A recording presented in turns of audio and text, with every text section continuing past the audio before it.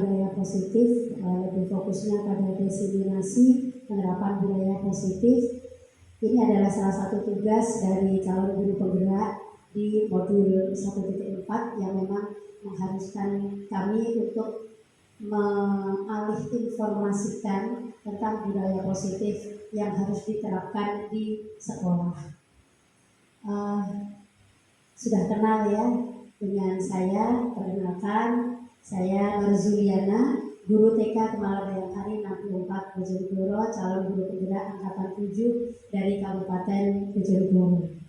Kali ini saya akan menyampaikan beberapa konsep dari budaya positif. Kenapa budaya positif itu harus diterapkan di sekolah?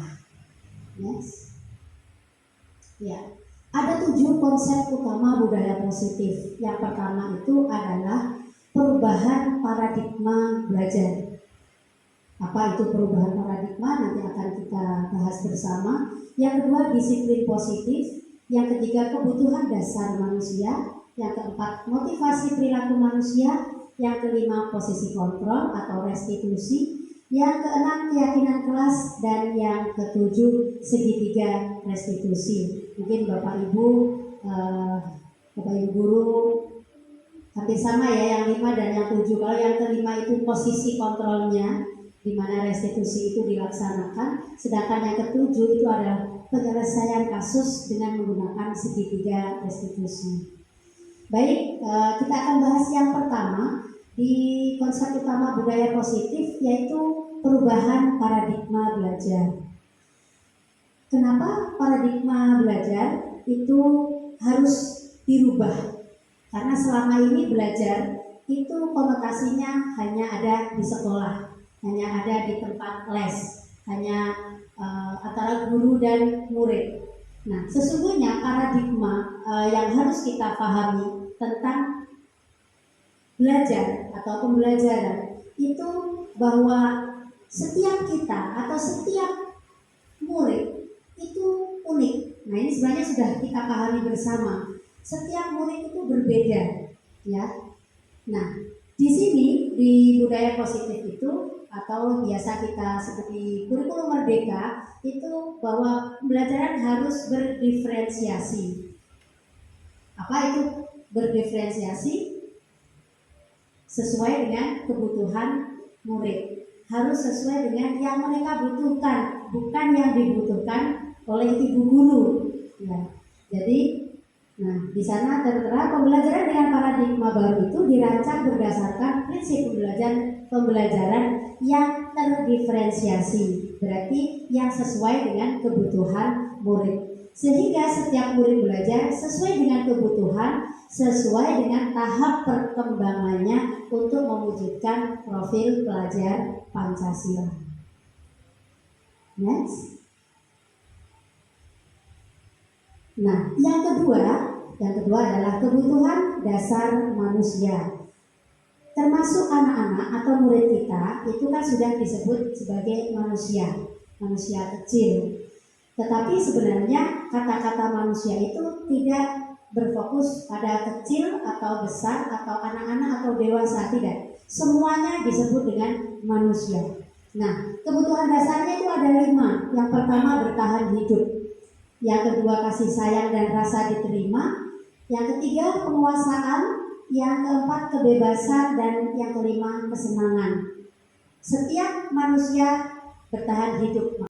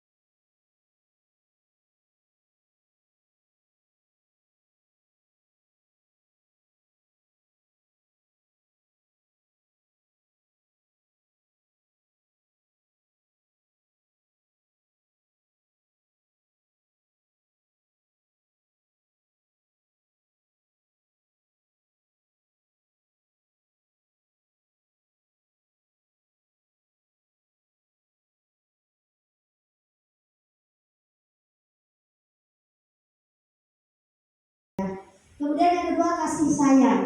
Kalau ada yang ketiga penguasaan. Nah, yang penguasaan ini adalah identik dengan ego, ya. Ego anak ini harus kita jaga. Fokusnya kita kan ke anak-anak ya, ke murid-murid. Biasanya anak-anak yang sering itu adalah kepemilikan. Dia punya sesuatu yang lebih sering kue, ya, kue atau mainan. Sering kita ketika anak-anak tidak membawa kue, kemudian serta-merta kita, ayo nak dibagi dengan teman. Padahal dia nggak mau. Nah, seharusnya kita menjaga ego anak itu. Kita menjaga egonya anak. Rasa memilikinya harus kita jaga. Ya, kenapa? Karena itu adalah penguasaan, itu harus tetap kita jaga, jangan sampai kemudian kita koyak. Karena harus dibagi, harus gitu, nggak boleh ya. Keempat yaitu kebebasan. Hak manusia itu adalah kebebasan, bebas tetapi terarah, masih terkontrol, bukan bebas tanpa batas. Contohnya ketika kita memberikan kebebasan kepada anak-anak dalam bermain di sekolah, bukan berarti anak-anak itu dibiarkan bermain lepas, tetapi harus tetap terarah. Contohnya yang sekarang sudah diarahkan di dalam kurikulum Merdeka, bebas bermain itu adalah memilih permainan yang sudah disiapkan oleh guru. Ketika guru sudah menyiapkan ragam main dengan densitas yang ada, misalkan 5 permainan, maka anak-anak bebas memilih. Nah, itu yang dikatakan kurikulum Merdeka itu terdiferensiasi, bebas sesuai dengan kebutuhan anak, bukan berarti bebas di Bahno itu ada balok kemudian biarkan di sini bermain bebas, tidak, tetapi tetap harus terarah sesuai dengan tema atau tematik yang sudah kita buat, gitu ya. Termasuk juga anak-anak itu bebas dalam menentukan pilihan bermain. Jadi seorang guru tidak lagi dalam sekolah untuk penerapan budaya positif kemudian memaksa anak, kamu harus di sana, kamu belum di sana. Tidak. Ketika 5 ragam main itu anak-anak hanya 2 saja yang dia lakukan, ya memang dia hanya ingin melakukan 2. Guru hanya bisa memberikan motivasi atau mengarahkan. Nah, di sana ada melonceng. Apakah kamu tidak ingin? Nggak mau, Bu, ya sudah. Tapi tetap guru punya kewajiban untuk memberikan motivasi. Dan dia bebas menentukan pilihan. Kemudian kesenangan. Nah, ini yang terakhir. Nah, kesenangan ini salah satunya juga. Anak-anak harus senang. Ketika belajar harus happy. Maka ketika anak-anak datang sudah nangis, kira-kira Bu Guru gimana? Sedih ya. Anak-anak kenapa? Karena tidak terpenuhi kebutuhan dasarnya. Hak asasinya tidak terpenuhi. Jangankan anak-anak kita sendiri, ketika datang ke sekolah, kemudian ada hati yang mengganjal, kita tidak happy. Mungkin dengan teman ada selisih paham gitu, selisih pendapat, sehingga kita nggak nyaman, membuat kita menjadi tidak senang. Itu kan berarti kebutuhan kita untuk kesenangan, untuk hati kita bisa happy tidak terpenuhi. Nah, makanya kenapa kebutuhan dasar diantaranya adalah kesenangan. Ini harus terpenuhi. Ketika anak-anak belajar di sekolah harus bahagia. Tidak boleh sampai nangis. Anak-anak tidak mau gambar, tidak mau nulis, jangan dipaksa, karena memang dia nggak suka. Kalau kita paksa, nanti justru akan menjadi trauma. Tetapi Bu Guru punya kewajiban untuk mengarahkan, memotivasi, bagaimana supaya anak itu mau, tetapi tidak memaksa. Karena apa? Kalau sudah memaksa berarti tentang penguasaan, kebebasan, kesenangan itu tidak terpenuhi semuanya. Kemudian rasa diterima juga tidak, sehingga kebutuhannya dia semuanya diabaikan. Sekali yang ketiga, motivasi perilaku manusia. Nah, mengapa anak-anak berbuat sesuatu? Pasti ada motivasinya. Panjenengan datang ke sini, Bapak Ibu guru datang ke sini di acara diseminasi ini, pasti juga ada motivasi. Nah, motivasi perilaku manusia itu ada 3 macam. Yang pertama itu dia termotivasi karena dia menghindari ketidaknyamanan atau hukuman. Contoh, kenapa nggak pakai helm? Ya nanti ditilang sama Pak Polisi. Berarti dia menghindari hukuman. Kenapa kok nggak hadir? Aku sungkan. Nggak nyaman juga sih, sudah diundang kok nggak datang.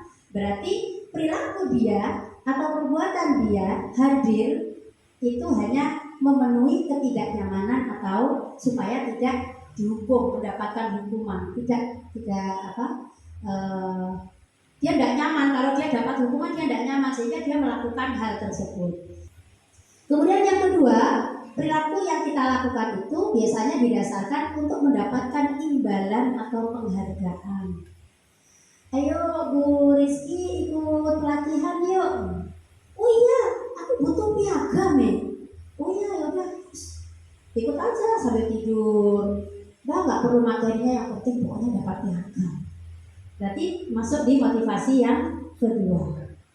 Pak To, ikut lomba dong Pak To, Agustusan. Oh iya, biar dapat hadiah ya Pak.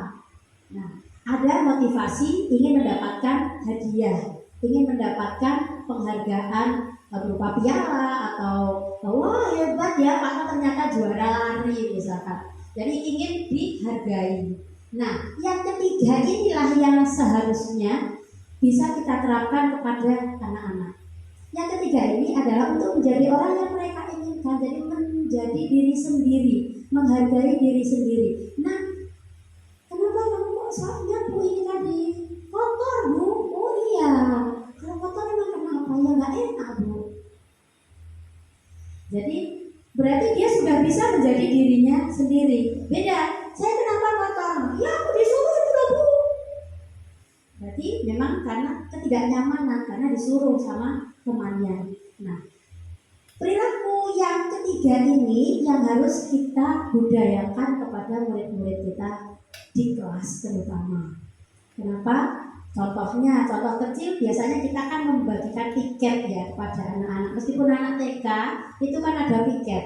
Biasanya pagi itu anak-anak sudah kita kasih tahu, hari ini tiketmu ya. Gitu. Biasanya yang kemarin itu kan sudah diumumkan, besok tiketnya si ini gitu ya. Selma, bulan siapa gitu. Besoknya dia sudah datang, sayang yuk mana nih keranjang sampahnya. Wah mejanya guru udah bersih, misalkan seperti itu. Nah anak-anak diajak, bukan kita memerintah tetapi mengajak, saya tiket itu untuk apa sih.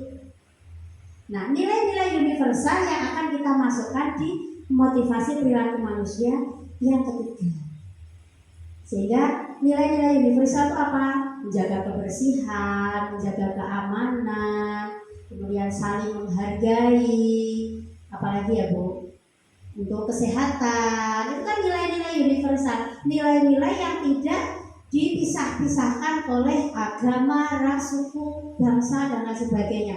Seluruh manusia itu menggunakan nilai-nilai itu. Kalau kebersihan kan semua ya, semua manusia itu butuh kebersihan, termasuk keamanan, kemudian saling menghargai, apalagi kemudian saling menjaga, itu termasuk nilai-nilai universal. Ya, ini konsep disiplin. Bu guru kalau dengar disiplin apa nih? Kira-kira apa itu disiplin? Disiplin waktu. Apa kira-kira yang terbersit ketika dengar kata-kata disiplin itu apa? Taat peraturan. Ya. Nah, di sana tertulis konsep disiplin tapi dengan identitas gagal. Kita mendisiplinkan anak, tetapi yang terjadi murid-murid kita identitasnya menjadi identitas yang gagal. Identitas yang seperti apa yang dihasilkan oleh perilaku kita sebagai guru. Yang pertama itu adalah hukuman, disiplin dengan hukuman. Yang kedua disiplin dengan penghargaan. Disiplin dengan hukuman yang pertama pasti menyakitkan, anak menjadi rendah diri. Nah ini efek dari disiplin yang menggunakan hukuman. Nah, ini harus kita hindari. Harus kita hindari mulai dari sekarang. Budaya positif yang menghasilkan identitas sukses itu nanti ada. Nah yang kedua, disiplin yang menghasilkan identitas gagal itu dengan penghargaan. Jadi mungkin yang Bapak Ibu guru bertanya-tanya, sama seperti saya awal menerima materi ini juga rasa tidak terima. Kok bisa penghargaan justru malah menjadikan menghasilkan identitas gagal? Yang pertama, itu tidak efektif. Tidak efektif. Banyak kelemahannya daripada kelebihan yang dihasilkan oleh penghargaan. Jadi ada rasa apa Bu? Rasa nggak suka. Ya, nah ini nanti akhirnya apa? Merusak hubungan. Nah, yang ketiga mematikan kreativitas. Kalau ini jelas saya terima. Kenapa penghargaan itu mematikan kreativitas bukan malah memunculkan kreativitas? Tidak, ternyata itu penghargaan justru mematikan kreativitas. Ketika nggak ada lomba ya udah, nggak bikin lagi karena nggak ada lomba. Berarti motivasi yang kedua ya tadi yang kita lakukan. Yang keempat menghukum dengan sistem ranking. Masya Allah, alhamdulillah. Indonesia khususnya di Bojonegoro sudah mulai sebelum pandemi ya sudah tidak ada ranking di sekolah-sekolah SD sampai dengan SMA. Jadi pokoknya nggak efektif ya dengan sistem ranking. Sekarang nggak ada, alhamdulillah. Kalaupun ada biasanya orang tuanya yang diajak ngomong sendiri. Bu, ini alhamdulillah setelah itu dapat ini. Tapi tidak diumumkan di kelasnya. Itu sudah alhamdulillah, itu udah bagus ya. Yang terakhir adalah merampas hak menghargai diri sendiri. Tapi kadang-kadang kita nggak terasa kalau hak itu sebenarnya kita rampas sendiri ketika kita mendapatkan penghargaan, dan benar saya rasakan. Jadi ini harus kita latih dari sekarang. Budaya positif itu tidak menggunakan hukuman atau penghargaan karena akan menghasilkan identitas yang gagal. Lanjut, bagaimana konsep disiplin yang menghasilkan identitas sukses? Nah ini yang pertama adalah konsekuensi dan yang kedua itu restitusi. Banyak konsep disiplinnya itu ada 4. Yang tadi hukuman, kemudian penghargaan, konsekuensi dan restitusi. Tapi yang 2 itu menghasilkan identitas gagal, yang 2 lagi menghasilkan identitas sukses. Bagaimana konsekuensi itu bisa menghasilkan identitas yang sukses? Identitas yang anak-anak itu memang benar-benar keluar dari dirinya sendiri, dari hati. Yang pertama, konsekuensi itu adalah hal yang harus terjadi. Aku nggak bawa buku gambar, contohnya. Biasanya sering anak-anak, aku nggak bawa pensil. Aku nggak bawa pensil ya nak. Kira-kira gimana ya kalau nggak bawa pensil? Kira-kira apa yang bisa dipakai?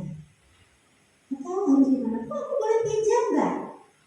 Boleh sih, temennya boleh nggak dipinjam? Jadi ide-ide itu keluar dari dia, dari anak sendiri, bukan guru yang coba pinjam aja ke temanmu. Tidak. Tapi dia melakukan itu sesuatu yang harus terjadi karena dia nggak bawa, berarti dia harus pinjam. Kalau misalkan temannya, aku nggak boleh pinjam, kenapa? Ya nggak boleh. Tanya aja temannya, kenapa saya nggak boleh pinjam? Ya kamu salah sendiri nggak bawa pensil. Oke, itu konsekuensimu nggak bawa pensil. Gimana kalau guru pinjamin? Nah, baru guru diberikan solusi setelah anak-anak mempunyai solusi sendiri. Kemudian dia tidak nyaman dalam jangka waktu pendek, konsekuensi contohnya tadi seperti pensil tadi. Dia kan nggak nyaman, dia nggak bawa, pinjam temennya nggak dipinjami. Guru jangan berlarut-larut, salah sendiri nggak bawa, dibiarin anaknya sampai nangis. Harus segera diberikan solusi gimana kalau guru pinjami, mau nggak? Atau ditawarkan ke teman yang lain, ada nggak yang mau pinjami ya kira-kira? Ya, jadi memang tidak nyaman bagi si pelaku, tidak nyaman dalam waktu pendek. Kemudian yang selanjutnya anak-anak merasa diabaikan kalau konsekuensi itu. Ya, merasa diabaikan ya. Biasanya terus gak digatek kalau bu guru nih. Kemudian juga ada rasa tidak nyaman. Nah, ini seperti yang awal tadi. Penguatan hanya bertahan dalam jangka pendek.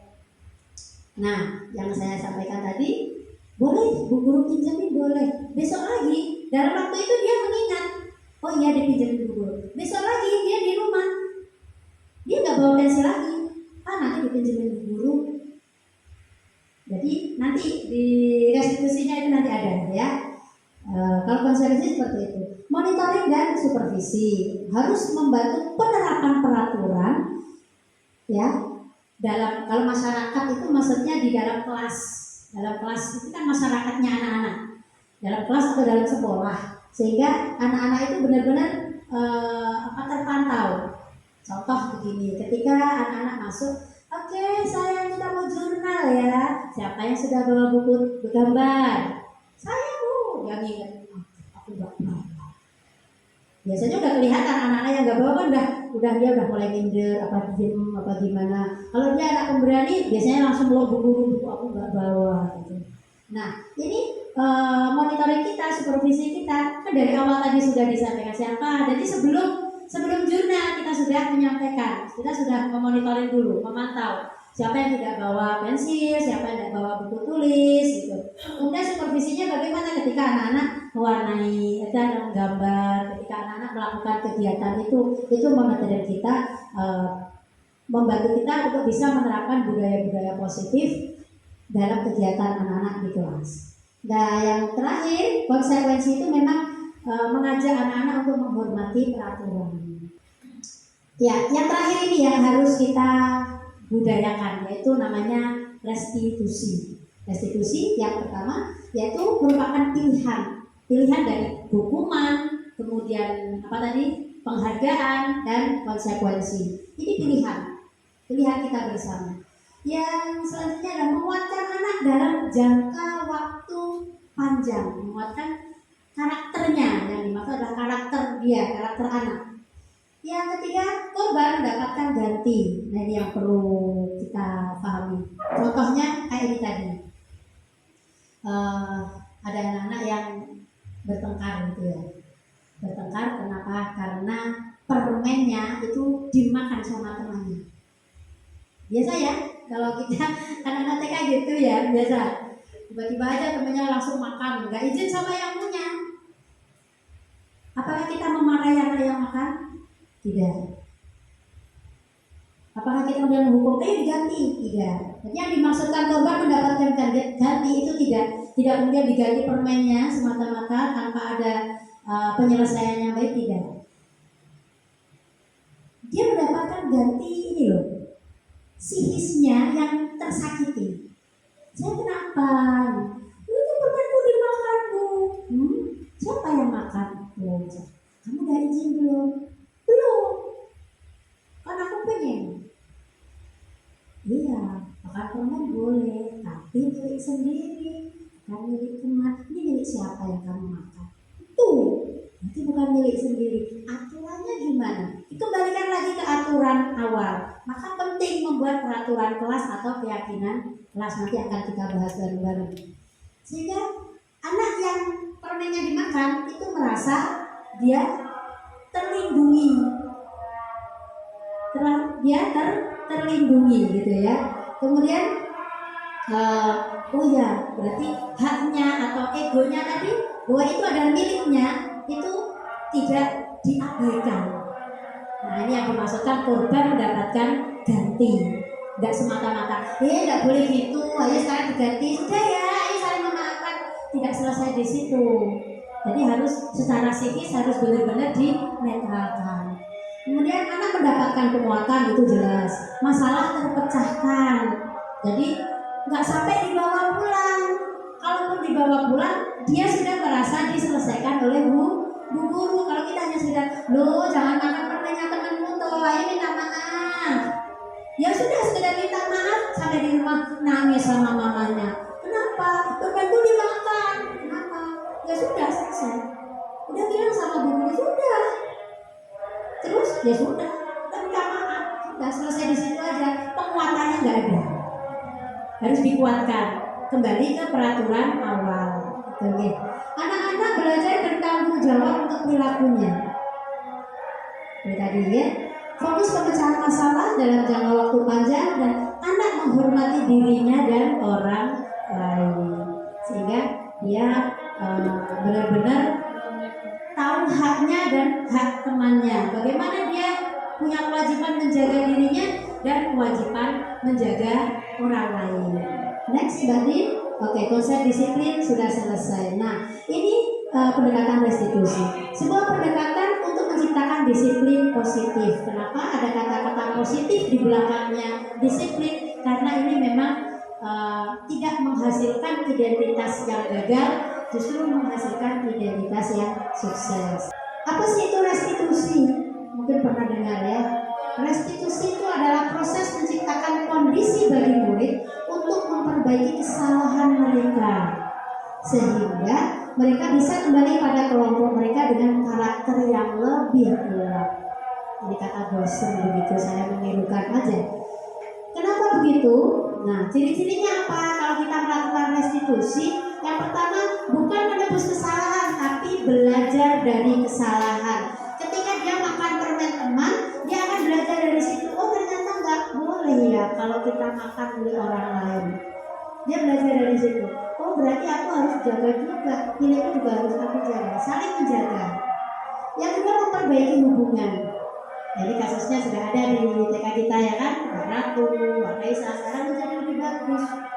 Kenapa? Karena yang kita gunakan adalah restitusi. Tawaran, bukan paksaan. Seperti tadi, menuntun untuk melihat ke dalam diri. Misal permenmu yang dimakan temanmu gimana? Mau nggak? Iya. Itu temannya teman, buat makan, temannya kan marah. Sekarang gimana untuk memperbaiki kesalahan itu? Nanti tak ganti bu. Iya, boleh diganti. Kira-kira kakak mau nggak itu? Pokoknya mau diganti temannya nggak? Misalkan tetap aja nggak mau. Bagaimana caranya buku yang akan memberikan solusi berikutnya ketika sudah tidak ada solusi di antara keduanya? Mencari kebutuhan dasar yang mendasari tindakan.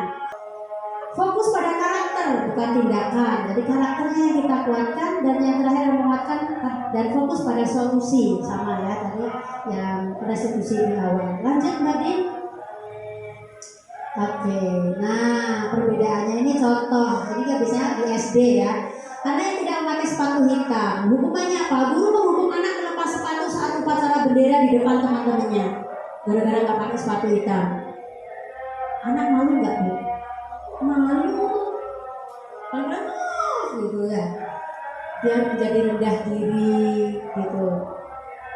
Dia takut, guru marah dan anak takut.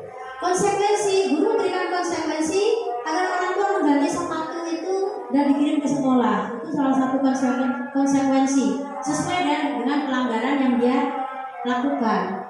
Guru tegas karena menghormati peraturan. Besok lagi ketika hari Senin upacara dia sudah pakai sepatu hitam. Karena takut dihukum. Karena takut dihukum. Masih kalau konsekuensi biasanya motivasi yang mendasari adalah yang pertama, karena ketidaknyamanan. Nah yang terakhir ini, ketika anak tidak pakai sepatu hitam, apa restitusinya? Guru menanyakan lagi ke anak, saya kenapa nggak pakai sepatu hitam? Nanti mau dicuci bu. Oh basah, iya. Tapi kamu tahu ya kalau hari Senin harusnya pakai apa? Tahu, pakai sepatu hitam. Oh iya, kalau gitu gimana nih enaknya? Aku pengen ikut upacara. Oh ya boleh, nggak apa-apa. Tapi kira-kira gimana? Boleh di depan apa tidak? Karena biasanya mungkin anak itu sukanya di depan. Iya, aku mau di depan. Tapi sepatunya tidak hitam. Gimana kira-kira? Ya udah aku di belakang aja. Dia sendiri yang menentukan, bukan bu guru. Kamu karena nggak pakai sepatu hitam belakang. Kamu nggak pakai topi belakang. Nah ini bu guru sukanya gitu ya. Lanjut Mbak Din. Jadi perbedaannya paham ya, antara hukuman, konsekuensi, restitusi. 5 kontrol restitusi. Tadi menghukum berarti menggunakan hukuman. Guru sebagai penghukum. Nah, lepas sepatunya sekarang. Kalau nggak pakai topi suruh berdiri di depan gitu. Membuat merasa bersalah. Kalau pakai sepatu hitam, mana sih? Dia merasa bersalah, jadi minder dia. Atau kita sebagai teman saya, bu guru ini malu ya. Masa pakaian kayak gini? Lihat loh, nggak pakai seragam kamu itu. Nanti guru dimarahin loh sama kepala sekolah. Kamu kok nggak taat peraturan? Jadi sebagai teman dia ngomongnya enak, tapi nyelekit gitu ya. Kemudian pemantau. Kalau menjadi pemantau, seorang guru menjadi pemantau itu biasanya kembali lagi ke peraturan. Saya aturannya apa? Tapi tidak kemudian langsung menghukum, kembali lagi ke peraturan. Nah, yang terakhir ini yang harus menjadi kita menjadi manajer di kelas kita. Ketika ada kesalahan yang diperbuat anak-anak, telusuri dulu apa yang terjadi. Tidak harus langsung kita menghakimi murid-murid kita. Apalagi anak-anak yang sebenarnya korban, tetapi malah seolah menjadi pelaku. Nah, ini yang harus kita hindari, ya. Posisi manajer ini adalah suatu posisi di mana kita itu yang pertama nanti menggunakan segitiga restitusi. Lanjut Mbak Din. Nah, contoh. Berapa kali ibu ingatkan ini anak SMA ini ya contohnya bawa HP. Berapa kali ibu ingatkan tentang aturan main HP di sekolah? Ayo ikuti aturannya. Itu kalau kalau kita sebagai guru membuat merasa bersalah, ya nggak boleh lupa lagi aku. Guru baru ngomong langsung aja HP diambil. Nah, kemarin ada videonya lagi viral ya kan, HP itu dihancurkan. Masya Allah, saya rasanya agak ngeri juga. Itu orang tuanya belinya mahal-mahal, tapi di sekolah dirampas, dihancurkan. Masya Allah, ini sungguh melanggar hak asasi. Sebagai teman, nah ayolah yang baik buat ibu bangga ya, gitu ya. Nanti ibu dimarahin loh kepala sekolah. Ini guru sebagai teman. Terus sebagai pemantau tadi, kamu melanggar, tahu aturannya apa, konsekuensinya apa. Itu kita jadi pemantau. Jadi hanya berdasarkan peraturan-peraturan. Nah, yang terakhir yang tadi saya sampaikan, kita sebagai manajer. Nah, kamu tahu kesalahanmu. Jadi dia sendiri yang menemukan kesalahannya. Lalu gimana? Caranya gimana nih supaya kamu bisa memperbaiki kesalahan gimana? Supaya temannya nggak marah gimana? Jadi solusi itu dia sendiri yang menemukan. Oke, next Mbak Nina. Ya. Nah, keyakinan kelas. Kenapa bukan peraturan? Sekarang namanya keyakinan kelas, ibu guru. Ini sudah saya lakukan di kelas sudah beberapa minggu, tapi memang tidak semudah membalik telapak tangan. Tapi ada perbedaan, gitu ya. Setelah kita merubah peraturan itu menjadi keyakinan. Yang selanjutnya, keyakinan kelas itu penting untuk membentuk budaya positif. Karena yang kita sebut adalah keyakinan, berarti muncul dari hati dan juga tidak berdasarkan sebuah kata-kata yang guru yang menentukan. Dan bagaimana mewujudkan keyakinan kelas yang efektif? Ini akan kita bahas next, Mbak In. Oke. Ya. Bagaimana membentukkan keyakinan kelas? Kita harus ajak seluruh warga sekolah atau warga terutama di kelas. Namanya keyakinan kelas berarti satu kelas. Semuanya harus punya peran. Jadi tidak hanya guru. Kalau dulu kan kita yang buat ya, Nana kalau masuk kakak harus salam. Sekarang tidak lagi, tetapi kita siapkan tulisan-tulisan yang memang arahnya ke situ. Anak-anak tapi sudah paham gitu. Kalau di kelas harus apa? Tertib. Oke, berarti jaga ketertiban ya. Guru punya tulisannya. Jaga ketertiban. Apalagi kira-kira harus bersih Bu. Oke, jaga kebersihan. Arahkan ke nilai-nilai universal. Nilai-nilai memang sudah diyakini seluruh dunia bahwa itu memang penting. Jadi usahakan ketika membuat keyakinan kelas sudah ada kata-kata yang ditunjukkan. Nah, itu sudah sampai ke bawah bisa dibaca. Nih. Lanjut Mbak Din. Nah, ini yang terakhir segitiga restitusi.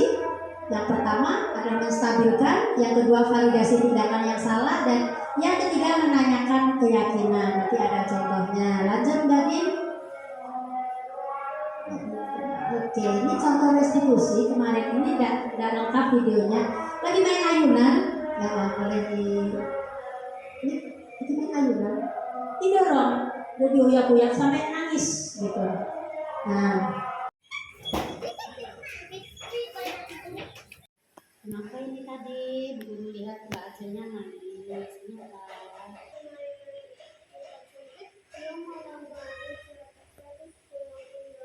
Oh gitu, iya Mbak Ajel. Tapi aku ikut main malahan nggak boleh, malah dimarahin.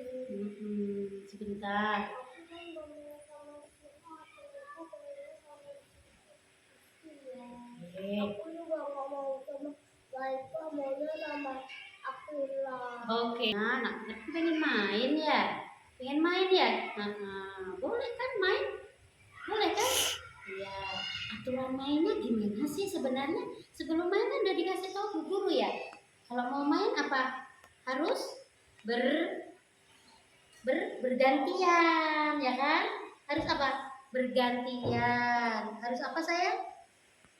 Bergantian. Kalaupun bisa dipakai bermain bersama, ya main bersama sama. Gitu kan? Semuanya kan teman. Bener? Semua teman kan? Iya. Terus kalau misalkan pilih-pilih gitu boleh nggak sih? Nah, berarti harus main bersama ya. Terus ini kalau ada teman lagi main, terus diganggu-gangguin boleh nggak? Boleh nggak diganggu-gangguin? Nggak boleh ya. Kan harus saling menjaga, benar nggak? Saling jaga ya Mbak Ajen ya. Bapak Ika gimana? Oke. Kalau gitu berarti Mbak Faika ngerti kalau itu salah. Mbak Ajeng juga ngerti kalau itu salah. Nah, berarti harus gimana ya? Untuk memperbaiki kesalahan itu harus apa kira-kira? Harus minta maaf. Mbak Ajeng gimana? Harus apa untuk memperbaiki kesalahannya? Terus boleh diulangi lagi enggak? Enggak. Kenapa kok nggak boleh diulangi? Kenapa Mbak Ajeng kok nggak boleh diulangi? Kenapa? Nyakitin teman ya? Bener, nyakitin temannya sampai nangis. Udah, sekarang tadi katanya untuk memperbaiki kesalahan harus apa? Harus apa? Ayo bilang maaf dong, saling sambil senyum bilang apa maaf ya. Senyumnya mana? Ayo besok main lagi.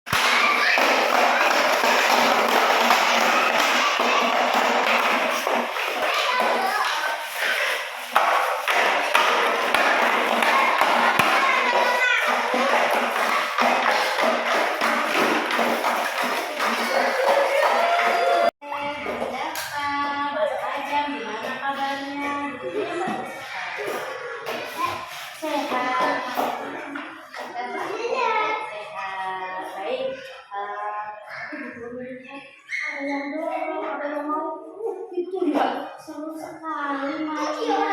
Kenapa?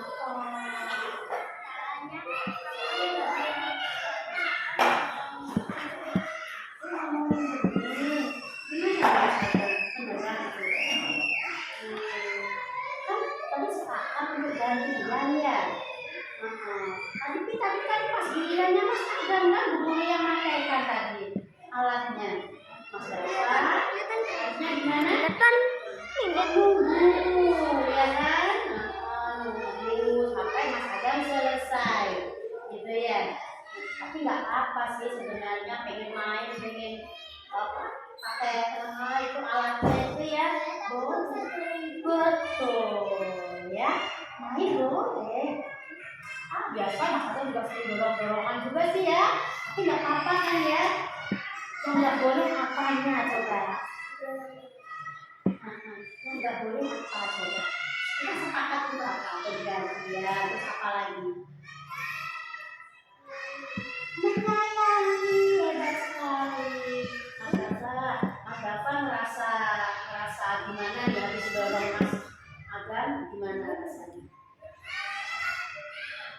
Oh iya, merasa salah, pengen minta maaf. Mas Adam gimana nih? Mas Dafanya mau minta maaf karena merasa udah nyakitin gitu ya? Oh nggak apa-apa, alhamdulillah dimaafkan. Kira-kira nih Mas Dava kira-kira nih kalau Mas Dava yang jadi Mas Adam didorong gitu, kira-kira gimana ya? Sakit kan? Enak gak sih didorong itu? Coba Mas Adam enak gak tapi didorong? Gak enak. Sampai mau jatuh kan? Gak enak ternyata ya didorong teman tuh gak enak, dorong juga gak enak. Oke, jadi kita sepakat untuk melayani teman bergantian. Apalagi Mas Dava? Nah, kalau berbuat salah, ya, baik. Bu Guru terima kasih sekali. Anak pinternya Bu Guru ini sudah ngerti bagaimana harus bersikap. Nah, pengennya kelasnya gimana sayang? Kelasnya bersih, apalagi rapi, apalagi ya teman-teman nggak bersih, nggak berantem, nggak bertengkar ya, supaya nggak berantem, jadi agak bertengkar ya. Apa sayang tadi ya, saling menjaga. Oke, tos dulu dua-duanya sambil sepakat ya. Kelasnya bersih, rapi dan sayang teman. Oke, sekarang boleh bermain lagi. Ya belum. Saling menjaga Ya belum. ya. Jadi kita menanyakan yang pertama adalah validasi bagaimana supaya apa yang kita lakukan bahwa anak menyadari bahwa itu tindakan yang dilakukan itu salah. Saya bermain boleh, tapi kalau sambil dorong kira-kira bagaimana? Boleh nggak? Enggak. Berarti kamu tahu kalau itu salah. Iya. Sampai anak itu benar-benar dia mengakui bahwa itu salah. Gitu. Nah, kemudian diselesaikan. Nah, kalau gitu apa sih peraturannya tadi kalau main kan harus gantian ya? Itu kan apa? Tadi rebutan ceritanya, rebutan apa? Ayunan. Padahal kan bisa dipakai bermain bersama. Oke guys, jadi ya terima kasih. Ini adalah satu langkah maju untuk kita bersama di jajaran TK Kemala Bayangkari, terutama bahwa budaya positif harus kita terapkan meskipun itu bukan hal mudah, tetapi insya Allah kalau kita lakukan bersama-sama dengan berkolaborasi insya Allah akan menjadi bagus. Terima kasih. Ada yang bertanya sebelum saya tutup? Ada yang mau bertanya? Oke, terima kasih. Ya Bapak, saya tutup ya. Terima kasih atas kehadirannya Bapak Ibu semuanya. Semoga apa yang sudah diusahakan Bapak Ibu ini menjadi hal yang positif dan menjadikan ilmu yang bermanfaat. Saya akhiri, wallahul muwaffiq ila aqwamit thoriq. Wassalamualaikum warahmatullahi wabarakatuh.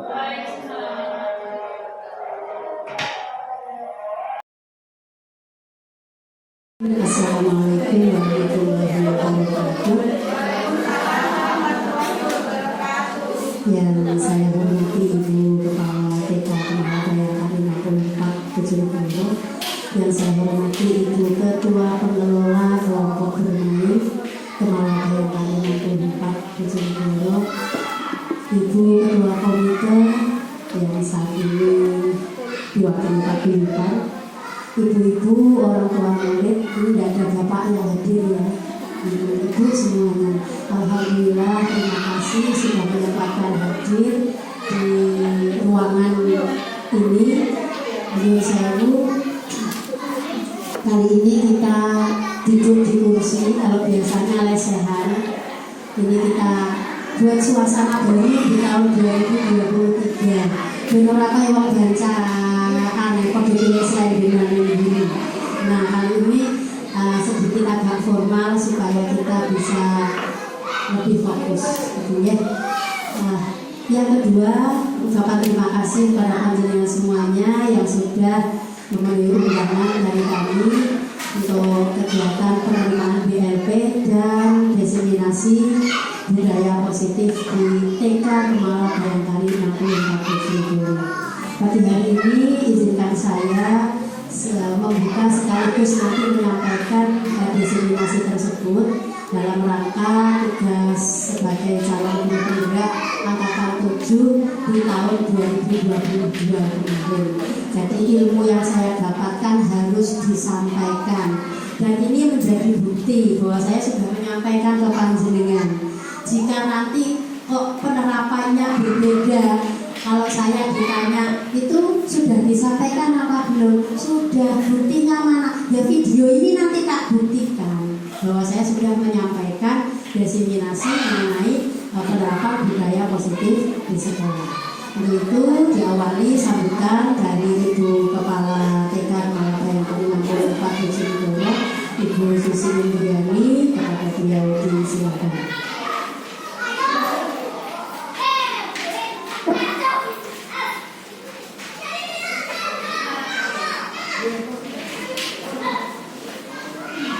Assalamualaikum warahmatullahi wabarakatuh.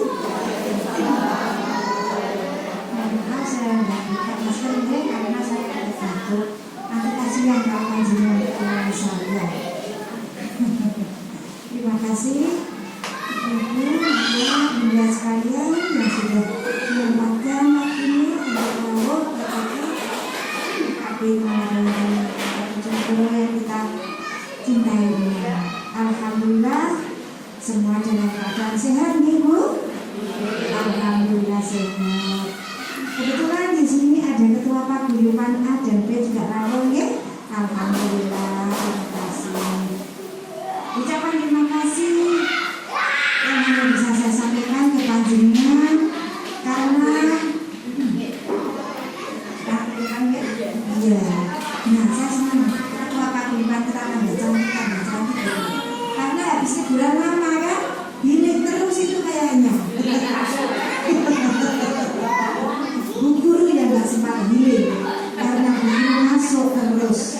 Ya, alhamdulillah bu guru sudah kasih sehat.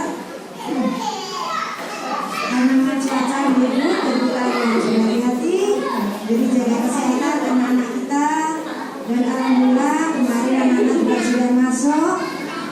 Yang sakit kita doakan semoga lekas sembuh, yang masih ada acara juga semoga segera selesai acaranya sehingga bisa masuk kembali. Untuk selama 1 minggu ini kita akan pulang pagi, istilahnya gitu ya, karena biasanya pulangnya agak siang.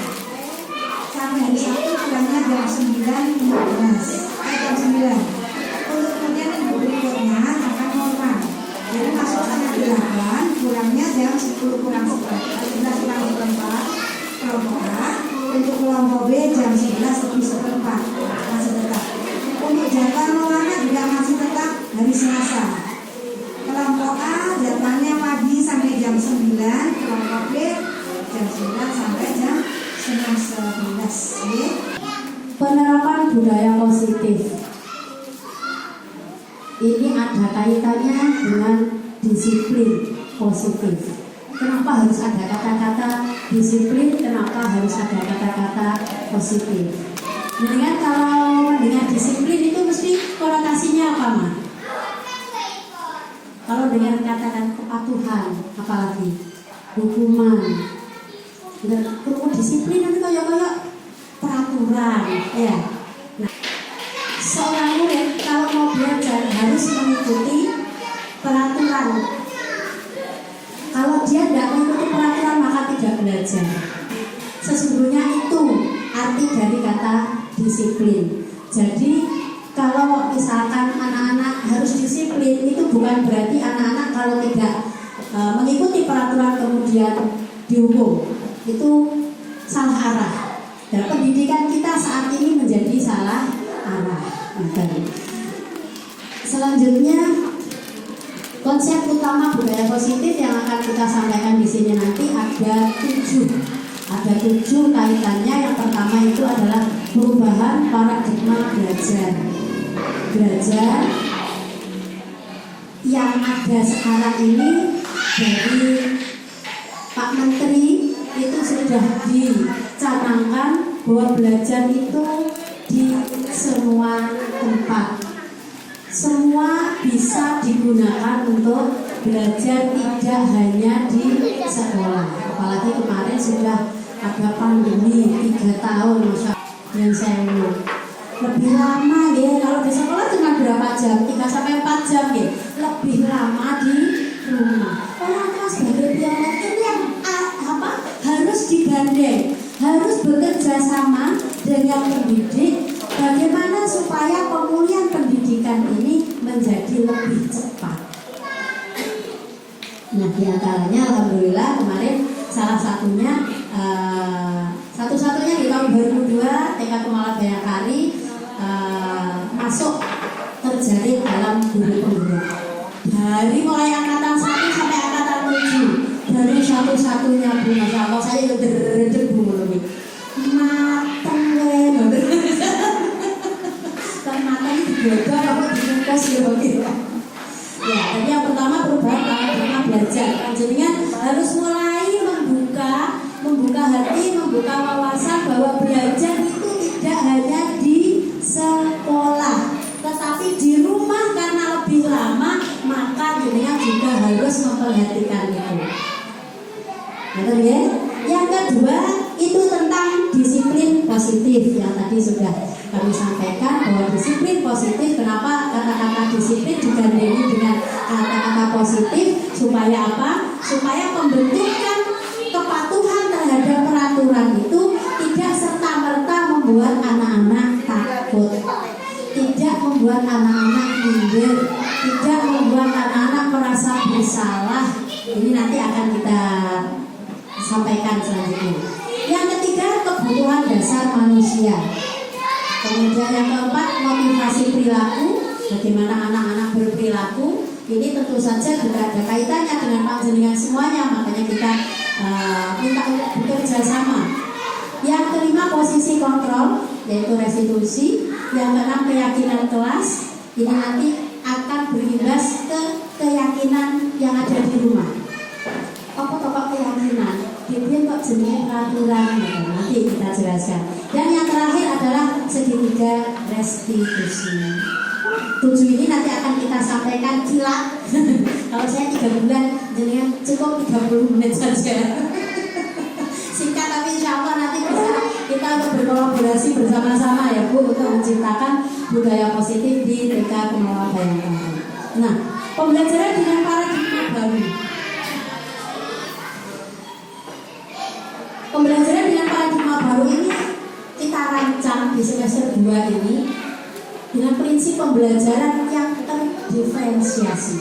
Ini kalau yang guru tahu diferensiasi kan anak pernah itu kan ada dalam dengan tidak bapaknya apa mau kok dikumpulkan barang karo guru mbok Pak terasi mau informasi itu.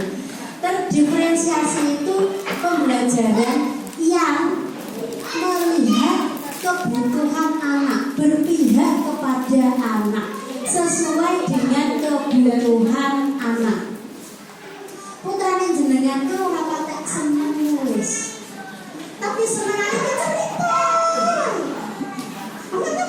Nah, di sekolah itu coba karo guru dia terlalu ini, tapi nek dikonya kebetulan mah. Saya ayo gambar mah. Lah terus mau apa? Cerita sampai Z runtuh Bu. Itu kecerdasan linguistiknya luar biasa, tapi motoriknya ini belum kuat. Gak usah dipaksa. Sebelum jadi pengacara.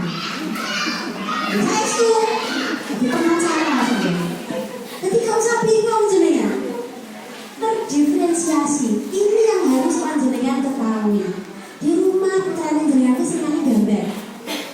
Jadi bukan cerita, lagi gambar apa ini? Cerita toh, kalau ibu guru tidak ada sama kok.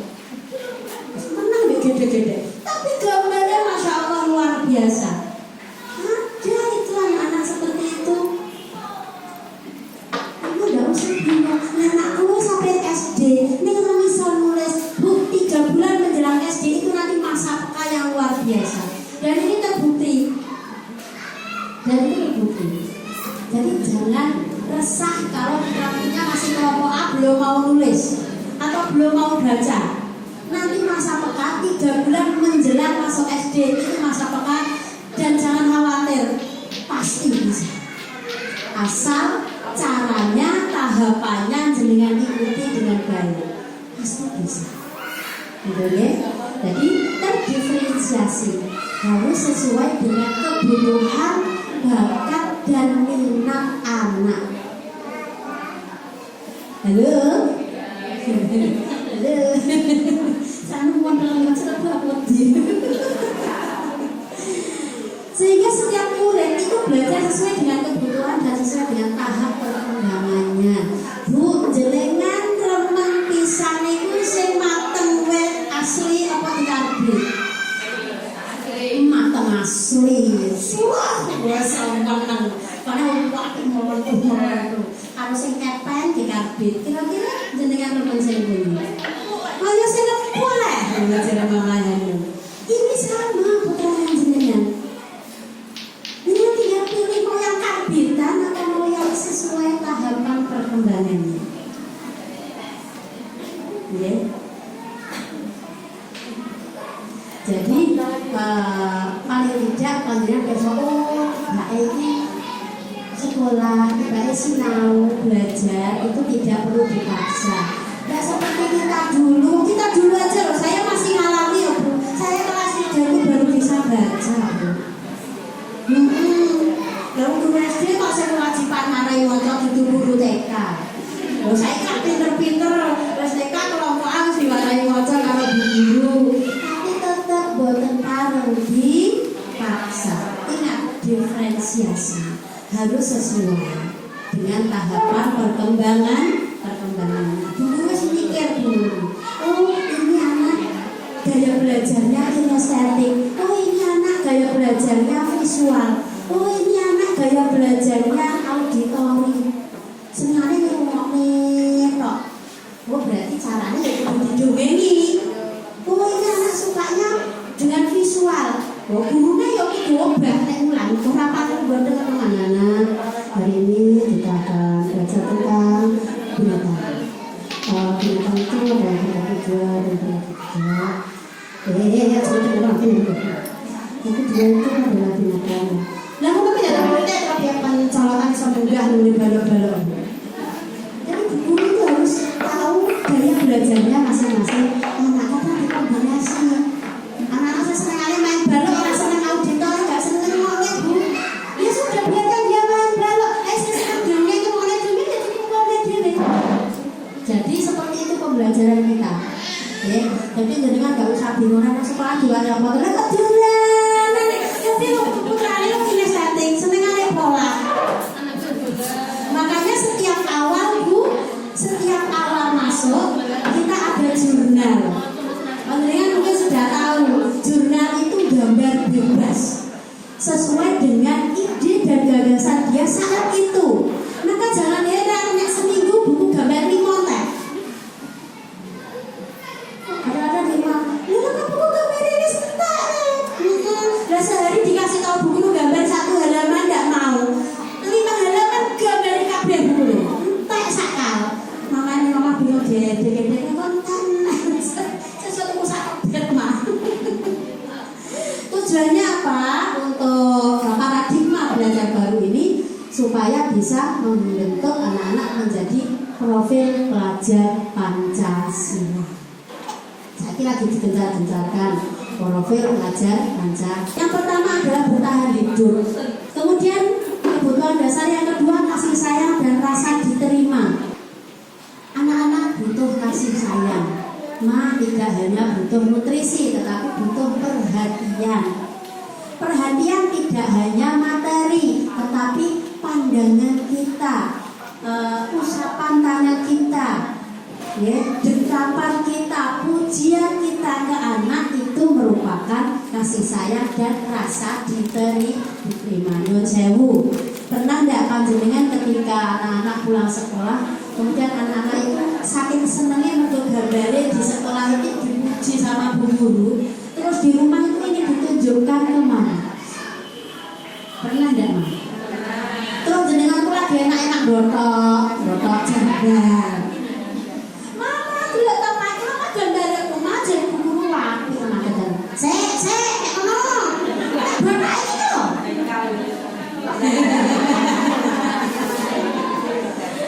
Ma, rasa diterimanya dia itu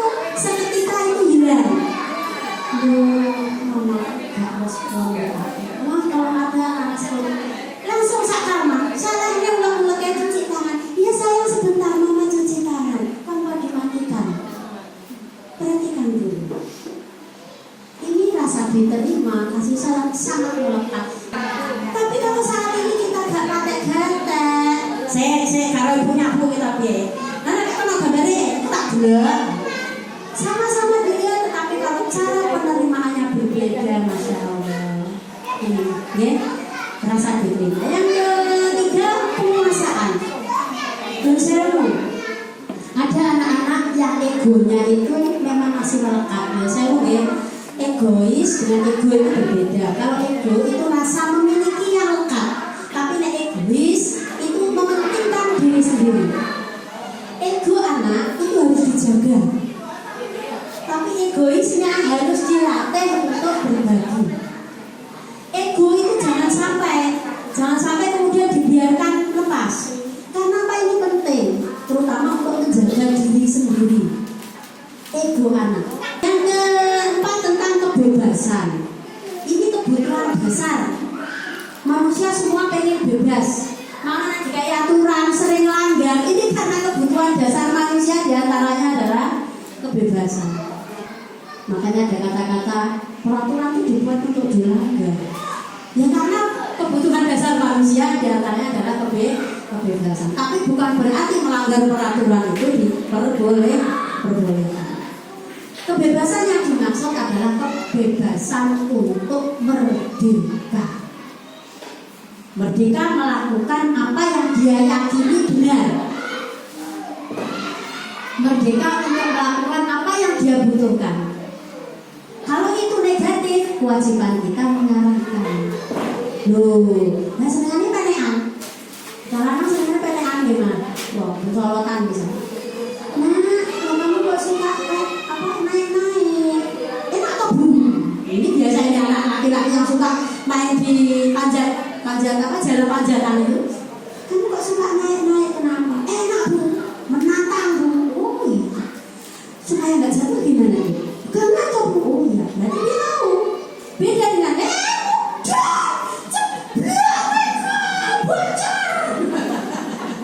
beda ya. Beda kalau yang tadi dia tahu bagaimana cara menjaga diri. Yang satunya begini saya bu. Sukses begini. Kalau saya pas main gue tak bisa. Gak selang. Beda dengan yang pertama tadi. Kamu kok suka naik-naik? Kamu kebebasan. Di rumah pun juga gitu. Yang terakhir adalah kesenangan. Anak-anak butuh senang-senang. Jadi tidak heran kalau anak-anak senang dengan bermain. Main HP kira-kira itu di jarum. Sekarang jarum 1. Kira-kira nanti jarum berapa ya? Ya nggak usah khawatir. Kan cuma sampai angka 12 tapi itu gampang. Kira-kira jarum panjang sampai angka berapa ya selesainya? Aku mau dia sampai kenal angka. Aku mau berangka 5 mah. Sekarang angka berapa? 1. Oke, berarti sampai angka 5 ya. Setengah jam kan. Oke. Janji loh ya. Sampai angka 5 selesai ya. Soalnya nanti sampai berapa lama itu mama juga butuh telepon. Oke. Di awal ada perjanjian. Jadi kesenangan dia tidak kebablasan. Yang sudah terlanjur berjam-jam main HP dikurangi sedikit-sedikit. Ingat aturan di awal itu penting. Ya. Oke, kita lanjutkan motivasi perilaku manusia. Setiap manusia berbuat itu mesti ada motivasi, ada dorongan. Yang pertama itu dorongan untuk menghindari kesalahan atau hukuman. Yang kedua itu untuk mendapatkan penghargaan. Yang terakhir, perilaku yang terakhir ini yang harus kita pilih, yaitu untuk menjadi orang yang diyakini benar, sesuai dengan apa yang dia mau. Ini menjadi dirinya sendiri. Tapi sekarang anak-anak itu kadang-kadang menjadi kayak apa? Fotokopinya orang dewasa. Ini yang berbahaya. Jadi anak-anak harus kita jadikan menjadi diri mereka sendiri. Pengennya apa sih? Kamu pengen apa? Misal di rumah perilaku dia atau motivasinya dia ketika bermain. Sebelum bermain, jenengan harus berikan aturan. Sayang, aku mau main balonnya itu turunin jam mainan gitu. Biasanya anak-anak itu kan sok. Sebelum besok itu peraturan polanya harus dibuat. Saya mau main, ya Ma, mau main apa itu yang di situ, oke. Biasanya ini kan lagi bersihin apa ya? Ya, kira-kira nih nanti kalau habis main, biar bersih lagi gimana? Nggak dikembalikan, Ma. Siapa yang kembalikan? Kakak. Ya. Jadi dia sendiri yang memunculkan bahwa itu harus bersih, bahwa itu harus dikembalikan. Biar dia sendiri yang menyampaikan. Ini untuk membentuk budaya positif di sekolah. Ini sudah mulai kita biasakan. Ketika mau main, anak-anak main tidak seperti dulu. Kalau dulu kita siapkan, ada 5 kegiatan kita siapkan. Kalau sekarang tidak, mainan itu sudah tertata rapi. Misalkan di sentra persiapan, ada meronce, ada uspan, ada kemudian apa namanya untuk hitungan pengurangan penjumlahan, stik es krim, sedotan dan lain sebagainya.